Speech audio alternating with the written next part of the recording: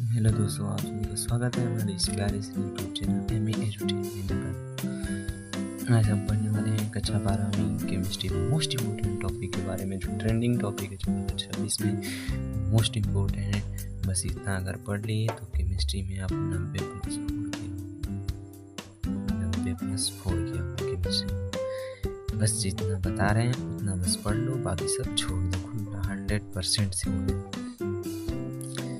कहते हैं ना कि ना ही थके हैं पैर, ना ही हिम्मत हारी, कुछ बड़ा करना है सफर, इसलिए सफर आज भी जारी है।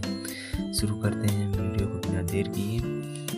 चैप्टर नंबर 1 नाम है जिसका बिलियन। क्या पढ़ना चाहिए आखिर में कि जो पेपर में डायरेक्ट टक्कर खाए, वो आज आपको आपके भैया बताएंगे क्या टक्कर खाएगा, जिनका खुद का एक्सपीरियंस है। क्या है? फर्स्ट टॉपिक ट्रेंडिंग टॉपिक है ये। क्या? मूलरता मोस्ट इम्पोर्टेंट है। मूलरता की परिभाषा, उसका मात्रक। सेकेंड नंबर पर आता है मूललता। मूललता मोस्ट इम्पोर्टेंट है, इसका परिभाषा और उदाहरण। तीसरा आते हैं मूलंश या प्रपाच, इसका भी परिभाषा और उदाहरण ही पूछा जाता है। कभी कभी ऐसा होता है कि ये दोनों एक साथ पूछ लिए जाते हैं, तो कभी तीनों 2-2 नंबर के 6 नंबर आपके तैयार हो गए। चौथा पे जो मोस्ट इम्पोर्टेंट टॉपिक है राउल्ट का नियम। राउल्ट का नियम और इसके अनुप्रयोग बहुत इम्पोर्टेंट है। 5वां नंबर पर आता है हेनरी का नियम। हेनरी का नियम समझ सकते हैं इसका कितना इम्पोर्टेंट है और कितना महत्व है इसका। इसका भी उपयोग पढ़ लीजिएगा लोग, नियम पढ़ लीजिएगा लोग, सीमाएं पढ़ लीजिएगा लोग, मोस्ट इम्पोर्टेंट है। इस बार कई बार वाइवा में भी क्वेश्चन पूछ दिए जाते हैं। जो ठंडा वंडा, जो जिस दाब से प्रेशर से CO2 गैस प्रेशर से दाब दे करके उसे बंद कर दिया जाता है, तथा ये हो गया। 5वां नंबर पर आता है अणु संख्या गुणधर्म, क्वालिटेटिव प्रॉपर्टीज। ये भी मोस्ट इम्पोर्टेंट है, जो विलय के कणों की संख्या पर डिपेंड करता है, ना कि उसके प्रकृति पर। उसके बाद लास्ट में आता है वाट ऑफ गुणांक। बहुत इजी है। यदि आपको इन सब का बहुत इजी तरीके से सॉल्यूशन चाहिए तो कमेंट में जरूर कीजिएगा, बहुत इजी तरीके से मैं बताऊंगा। अब शुरू करते हैं चैप्टर नंबर 2। क्या है चैप्टर 2? वैद्युत रसायन, इलेक्ट्रोकेमिस्ट्री है ये। इसमें मोस्ट इम्पोर्टेंट जो है वही केवल बताएंगे हम, लेकिन बाकी छोटा छोटा चीज़ ध्यान देते रहिएगा। लेकिन जो मोस्ट इम्पोर्टेंट है 2026 में आएंगे वो टॉपिक है। पहला नंबर पर आता है नर्नस्ट समीकरण। नर्नस्ट समीकरण मोस्ट इम्पोर्टेंट है, क्योंकि इसमें इस सेल विद्युत वाहक बल निकालने के लिए यहाँ पर क्या आता है, न्यूमेरिकल एकदम गारंटी है, न्यूमेरिकल आता है तो आता है। दूसरा नंबर पर आता है कुलराउस का नियम, सबसे मोस्ट इम्पोर्टेंट है। इसके नियम और सीमाएं, इसके उदाहरण भी आ जाता है, तो इसे जरूर पढ़ के जाइएगा, 2026 में गारंटेड है आएगा।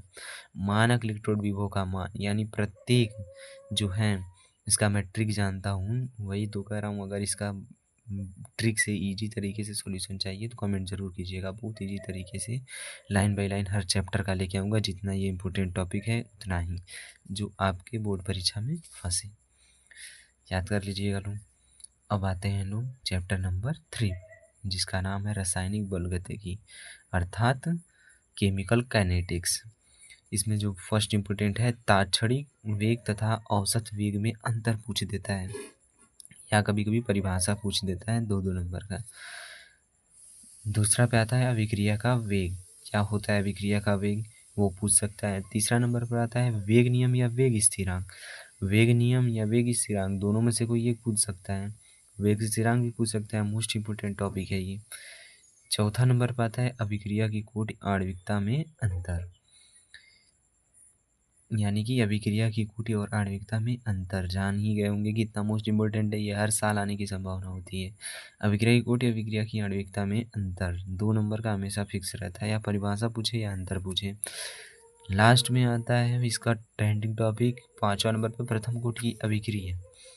इसको सिद्ध करने के लिए वेग स्थिरांक भी दे देता है, और इसमें तो न्यूमेरिकल भर भर के हर साल आते हैं। एक पक्का रहता है, हमको लग रहा है 3 नंबर का 5 नंबर का न्यूमेरिकल पक्का रहता है, जिसमें केवल उदाहरण पढ़ लेंगे तब भी चल जाएगा। लेकिन अगर कमेंट कर देंगे तो सारा चीज़ मैं ला दूंगा, एकदम बाय ट्रिक से लाऊंगा, हलवा बना देंगे केमिस्ट्री को। बात आती है चैप्टर नंबर 4 की, जिसका नाम है D&M ब्लॉक। क्या होता है ये?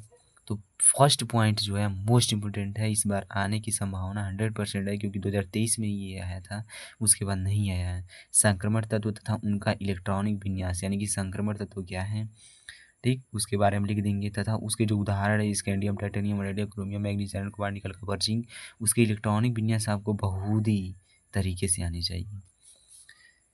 कर देंगे उदाहरण। अब दूसरा नंबर पर आता है कि परिवर्ती ऑक्सीकरण संख्या, तो जो ये डी ब्लॉक के तत्व हैं, इलेक्ट्रॉनिक विन्यास इनकी जो है, ये जो तत्व हैं परिवर्ती ऑक्सीकरण संख्या कौन दिखाते हैं, जैसे में स्कैंडियम होता है वो परिवर्ती अकेले एकला होता है, ये लेकिन जिंक भी है, लेकिन जिंक हालांकि संक्रमण तत्व नहीं है, इसके लिए उसे गिनती नहीं किया जाता है। तो ये सब बहुविकल्पी में आ सकते हैं, तो उन सबको देख लीजिएगा। इसे मैं ट्रिक से भी जानता हूँ, बस अगर कमेंट कर देंगे तो उसे हम लेकर आएंगे।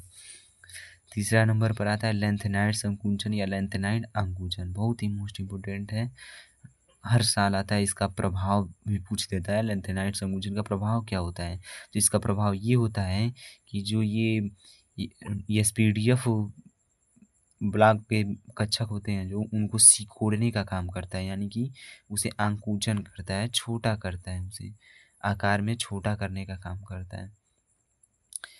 चौथा नंबर पर आता है डी एंड एफ ब्लॉक का सामान्य इलेक्ट्रॉनिक विन्यास, जिसे आप सभी को याद रखना है, क्योंकि कभी कभी डायरेक्ट पूछ देता है कि डी ब्लॉक का इलेक्ट्रॉनिक विन्यास सामान्य क्या होगा, एफ ब्लॉक का सामान्य इलेक्ट्रॉनिक विन्यास क्या होगा, तो ये सब आपको याद रखना होगा। अब बात करते हैं चैप्टर नंबर 5 के, जिसका नाम है उपसर्ग संयोजक यौगिक या उपसर्ग संयोजन यौगिक भी कर सकते हैं।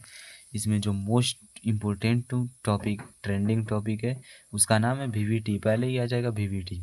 वीवीटी क्या है, संयोजकता बंध सिद्धांत, इसके बारे में ज़रूर पढ़ के जाइएगा, क्योंकि इस पर 2 नंबर का एक थ्योरेटिकल टाइप का ही आता है, लेकिन थोड़ा न्यूमेरिकल टाइप का आता है। सेकेंड नंबर पर आता है उपसर्ग संयोजन यौगिक, इसमें वीवीटी में जो पढ़ना है वो आपको प्राथमिक संयोजकता और द्वितीयक संयोजकता पढ़नी है। दूसरा नंबर पर आता है उपसर्ग संयोजन यौगिक व उदाहरण। उपसर्ग संयोजन होते क्या हैं, उनके उदाहरण आपको जरूर याद होने चाहिए। उपसर्ग संयोजन यौगिक ये भी 2 टाइप के होते हैं, तो आप पढ़ेंगे तो आपको पता चल जाएगा, तो इसके टाइप का भी याद रखना है। तीसरा नंबर पर आता है लिगेंड व उसके प्रकार तथा उदाहरण। क्या होता है लिगेंड व उसके प्रकार जो होते हैं, उनका उदाहरण सहित आपको याद रखना है, क्योंकि ये 5 नंबर का हमेशा आता है। चौथा नंबर पर आता है लिगेंड क्षेत्र सिद्धांत, जिसे शॉर्ट नेम एलएफटी कहते हैं।